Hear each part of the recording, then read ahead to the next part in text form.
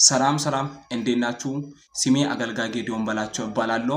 ዛሬ ይዤላችሁ የቀረብኩት ቪዲዮ ሐዋርያው ይዲድያ ስለ አገልጋዮች ከመጽሐፍ ቅዱስ አንፃር የሰጠውን ይህን ቪዲዮ አይተን እንመለስ። ገንዘብ እንዴት ማግኘት እንደሚችሉ በኢየሱስም በወንጌል እንዴት ማግኘት እንደሚችሉ በደንብ ያውቃሉ። የተካኑ ናቸው።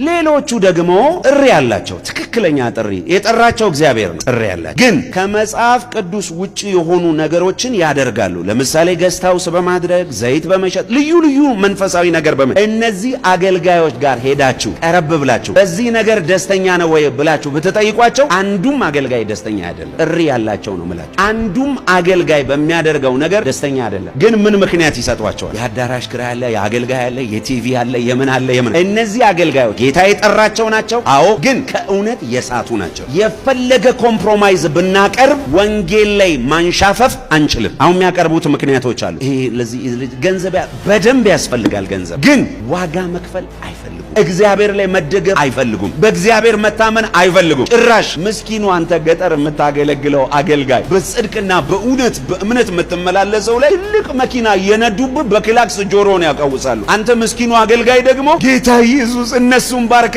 ጌታ ኢየሱስ አልባረካቸው፣ ዘይት ነው የባረካቸው። ጌታ ኢየሱስ እነሱን እንደዚህ አድርገ እኔን ግን በእግሬ ምና አይደለም። ገስታውስ ነው የባረካቸው። ከካንሰር ታማሚ፣ ከኤችአይቪ ታማሚ፣ ከብት ሽጣ ከመጣች ምስኪን ሴትዮ ከነሱ የተለቃቀመ ገንዘብ አንዳንዱ ቲቪ ሸጦ፣ አንዳንዱ አልጋውን ሸጦ፣ አንዳንዱ እቁብ ገና ይወጣልኛል ብሎ እቁቡን በወለድ አድርጎ ገዝቶ ያን ገንዘብ አምጥተው እነዚህ አገልጋዮች የእግዚአብሔር ልጆች ናቸው። ድብን አድርገው የእግዚአብሔር ልጆች ናቸው። አንዳንዶች ጥሪ ያለባቸው ድብን አድርገው ግን የሳተ ነገር የተደባለቀ ነገር ስለሚያደርጉ በኢየሱስ በማመናቸው ዘላለማዊ ይወጣላቸው። ሰማይ ግን በኢየሱስ ፊት ይሸማቀቃሉ። ሰማይ አይደለም፣ በውስጥ ማንነታቸው አሁን ራሱ እየተሸማቀቁ ነው። ግን ምስኪኑ አገልጋይ ወንድሜ ሆይ፣ በእነሱ የምትቀናው ሆይ፣ ዛሬ አንድ የምስራች ልንገርህ። አንተ በባዶ እግርህ በተቀደደ ልብስ በተቀደደ ጫማ ለልጅ የምታበላው አተ የቤት ክራይ የምትከፍለው አተ በጽድቅና በእውነት እየኖርክ ያለ አገልጋይ አንተ በኢየሱስ ፊት ደረትህን ነፍተህ ነው ሰማይ የምትገባው።